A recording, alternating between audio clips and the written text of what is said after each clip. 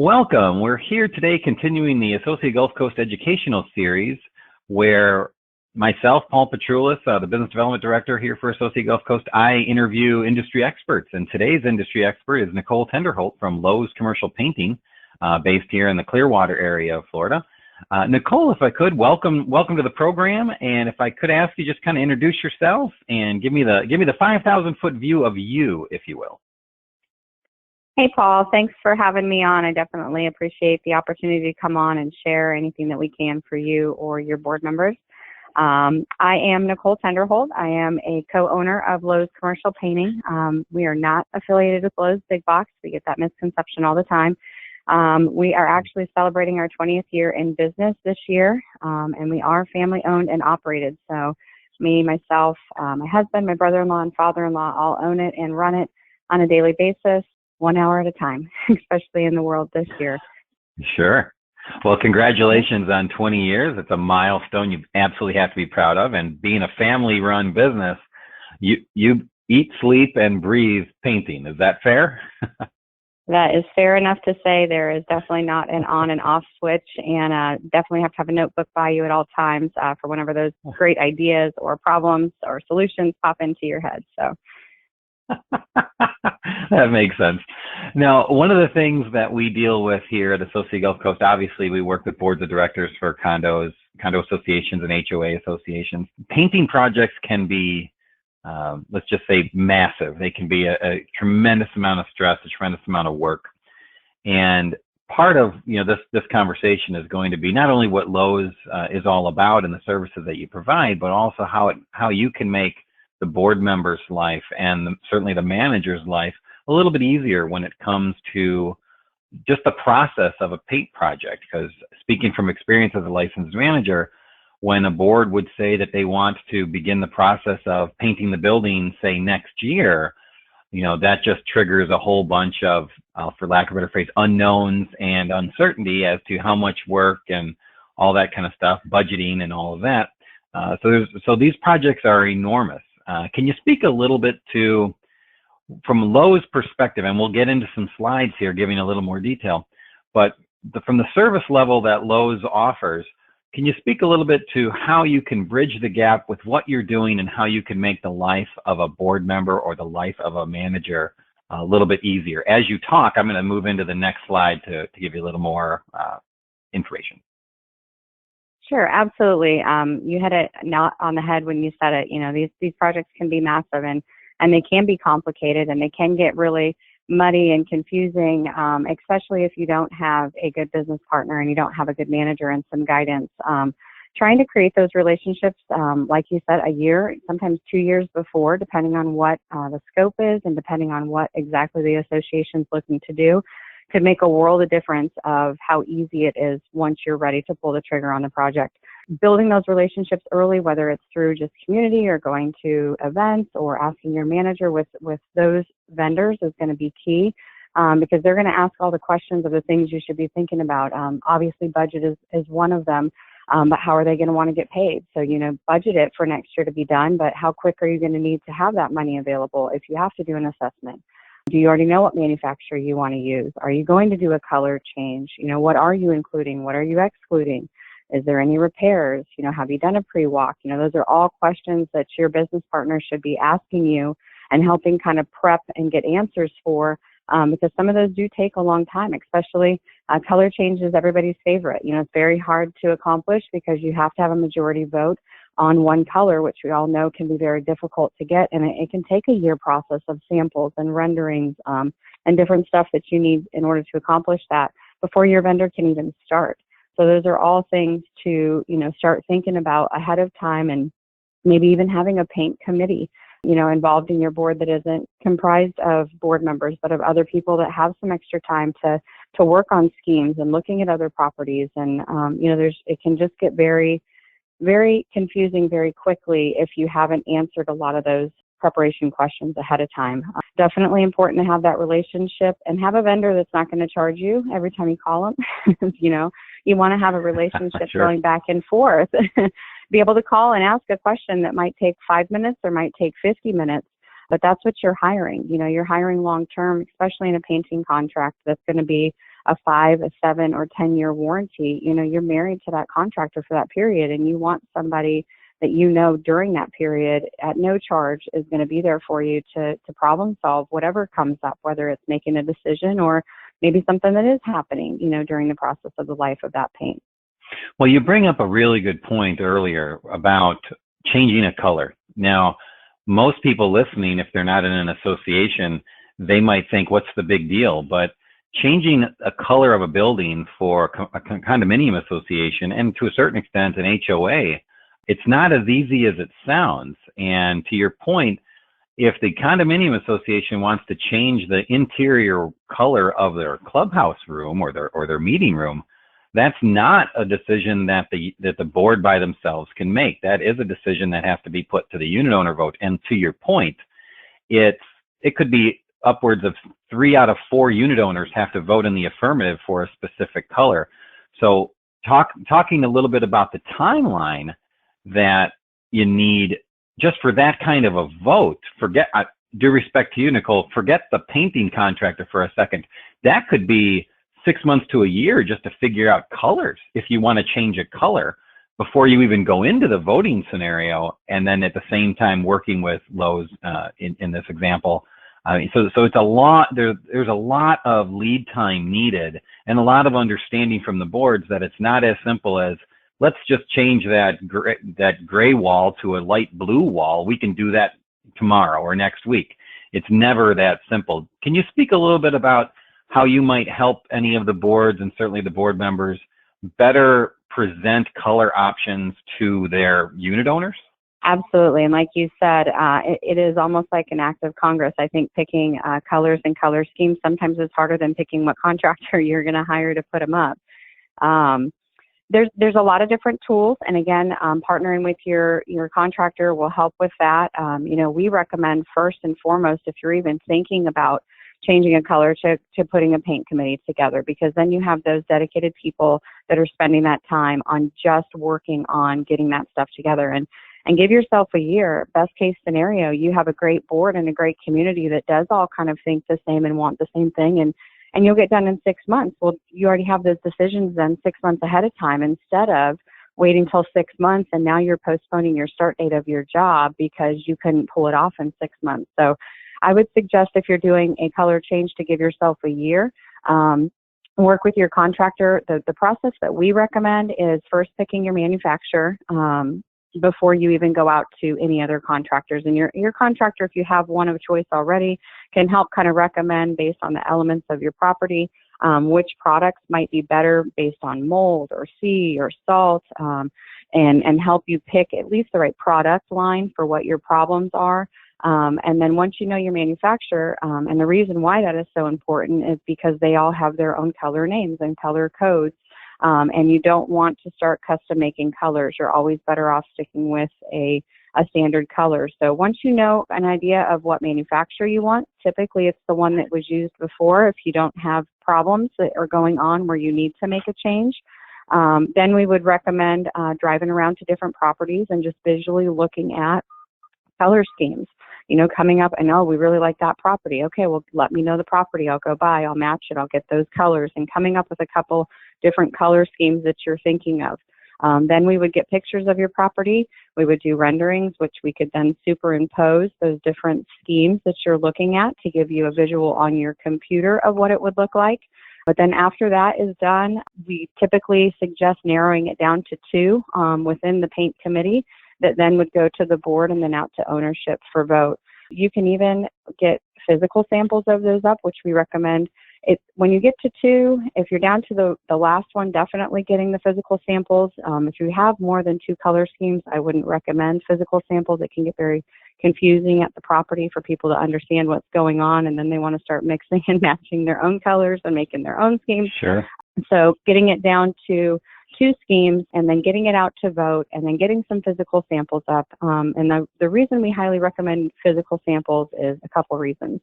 One, everybody's computer screens are different, so the colors are going to look different to each person on their screen. The way people look at colors is different.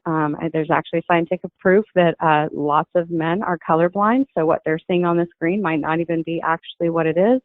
And then when people start printing them, again, your printers and your inks are going to show different colors. So visually first, get everybody's attention, but then put the physical samples up of what it's going to look like on your building, on that substrate, in the sun, in the shade, wherever it may fall on your building, to get the real color that you're going to drive up to for a week or two, and then put it out to vote, and then see what happens. But that kind of shows all the different steps that you really should be getting from your contractor that you're working with, and why it can take so long is because that's really the recommended process to make it no fail and make sure that everybody feels involved and having it successful. Because otherwise you're going to go through all that stuff and people are going to get mad, people are going to get confused, people aren't going to understand, and then you're just going to be stuck with the same color.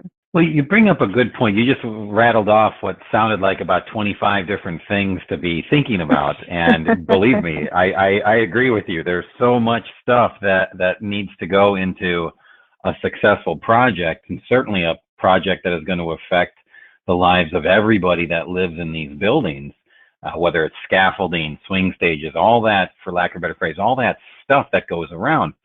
Is there anything in your experience that, whether it's a board or whether it's a manager or managing agent, is there anything that in your experience that you would say the one thing that is missed when boards and managers are talking about a paint project? One important thing that is typically missed during these conversations is what? Can you kind of fill in that blank of something as simple as, I'm going to use the example of your entire team comes out there and it's on the screen, it looks like a 15-story building and you've got all your setup. One thing that might be missed is where's everybody else going to park? Where are the residents going to park? Is there a portable toilet? I mean, I know it sounds strange to say, but there's a lot of other pieces of the puzzle that isn't just putting paint on a wall. Could you kind of speak a little bit to what are the things that managers or boards might not be thinking of or might be missing when it comes to the discussion of a paint project? I would say the biggest thing, and it's definitely gotten better over the years, I think, just because between the education that's out there of people like ourselves that are putting on events and making sure people are educated, so it makes it a little bit easier, but it still gets missed a lot because we're busy. So it's a skip that's like, oh, just skip it. It's just a standard paint job. Is the pre-walk. And that pre-walk consists of two different things. It consists of the pre-walk before your bids, and it consists of the pre-walk before you start once you've already selected a contractor. And by missing either one of those pre-walks, you kind of leave it up to assumption or perception from whoever is reading it or walking the building by themselves of what to include and what not to include. And like you said, where we can park and logistics. When it's all said and done, about the board chooses to, I'm going to use you as the example, the board has elected Lowe's Commercial Painting to paint this 20-story building, and everybody, breathes a sigh of relief. Okay, it can get started. These projects never take, for lack of a better phrase, they're never as quick or as smooth as anybody can predict. Really, where I'm going with this question is the weather. We live in Florida. Rain is, it seems like every day, and it might only be for 5 minutes, it might be for 10 minutes. But really, the reason I'm asking this question is, if you as the vendor who's doing the project, you might anticipate a project to last, let's just use 2 months as an example for a significant project. What's realistic in your mind? And we're not holding you to any of these things. It's just more big picture speaking. But if you normally think it's a two-month project, is that estimate to include days lost because of weather, or is that not including that and you can kind of expect it to extend past the 2-month window? Just using that as a simple example. I can speak on behalf of ours, because what I would suggest, if you don't go with Lowe's, to ask that question specifically, because I think the answer you get from every contractor is going to be different. So we typically on our contracts, we'll give a range. So say it's going to be 2 months, we would put on there that it would be 8 to 10 weeks, weather permitting. And we add 2 weeks, sometimes less. Sometimes we'll add a week if it's not during the rainy season, but especially during the rainy season, we add a 2-week cushion on there. And we put that on there, to let you know that those 2 weeks are in there. So hopefully we can end early, closer to the 8 weeks, but you're prepared for the 10 at a worst case scenario. The other thing that we do to kind of piggyback that and kind of keep everybody abreast of what's going on is is we do a progression schedule of an overview of the building, whether it's 115-story or whether it's 53 stories, to show you where we're going to start, what the estimated completion is for each building or each side of the building is that we're going to work on, and when we should be going to the next one. Every week we update that based on real-time data that has happened. And then we also take it upon ourselves to post the notices ourselves to, again, keep everybody notified of what's going on with those changes, because it does. Rain happens, weather happens, construction happens, unforeseens happen. I mean, there's a lot of things that go into that, but especially with the weather, we're usually a 1 to 2 week cushion on there to make sure that we are including that in our time that we're telling you. Speaking of that cushion, the potential delays, really where I'm going with this is communication. What is it? We believe as Associa Gulf Coast that the more communication we give to the unit owner and certainly to the boards, the better. And certainly when we're dealing with a project of this magnitude that could affect everybody living on the property. What is the best method or the most convenient method where you can get the same message out to everybody that Lowe's uses? Is it emails? Is it a website? What's the best way that you all communicate? That's one thing I think that's special with us is we don't try to make everybody the same. So we kind of ask that question to the community and make sure that it fits the way that they're already running and the way that they're already be managing. So each job that we do could be different, but we have all those resources available. We have paper door hanger notices we can post on each unit. We have notices we can put in the memo board, notices for the elevator. Some communities don't want us to do that, and they want to relay everything to their members through email. So then we get all that information to the manager electronically, and they share it. Text messages we've used before, weekly meetings we've used before. So we try to be really a la carte and flexible and understand that each community has set up themselves to run the best way for the people that live there. And we try not to disrupt that. We try to mesh well with that and kind of just integrate ourselves in there in whatever's going to be the quickest, most effective, less disruptive way that we can. So Nichole, these projects, some painting projects could be, I'm going to use the phrase relatively simple. Let's say it's $10,000. Then there are some massive projects that could be upwards of hundreds of thousands, if not millions of dollars, depending on literally the location, the size of the buildings, those types of things.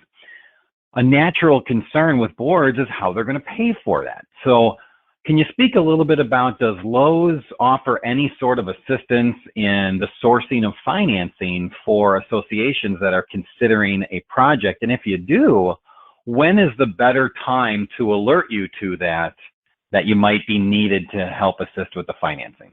That's a great question, Paul. We actually do. We take pride in that, in handling all these projects like they are our own, and know that sometimes these projects come up unexpectedly, and sometimes there's unforeseen conditions that make the projects more than they thought they were going to be as well. We like to know before we start the job. It's really hard for us to do if we've already started the job, unless it's an add-on, unless it's a change order for restoration or something that might have popped up.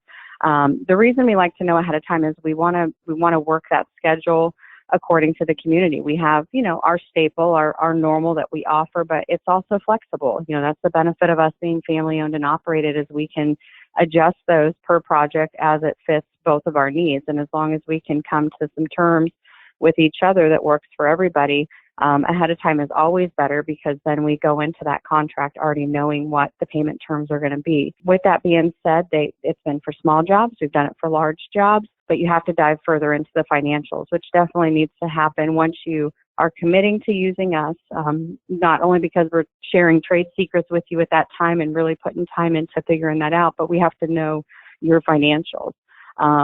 It can be 6 months, it could be 12 months, it could be up to 24 months we've done for some of the larger ones. But again, there's a contract signed that's committing both parties to what's expected of them and what will happen if those expectations aren't met. But it's definitely something that we offer and we work through before we start the project to just make sure, again, the communication's out there, there's no surprises, and it runs smoothly once we pull the trigger. Well, for those of us looking at the computer screens right now, I'm going to say happy birthday to Lowe's Commercial Painting for your 20th year anniversary, 20 years in business. So again, that is super, super proud of you. Way to go. Congratulations on that.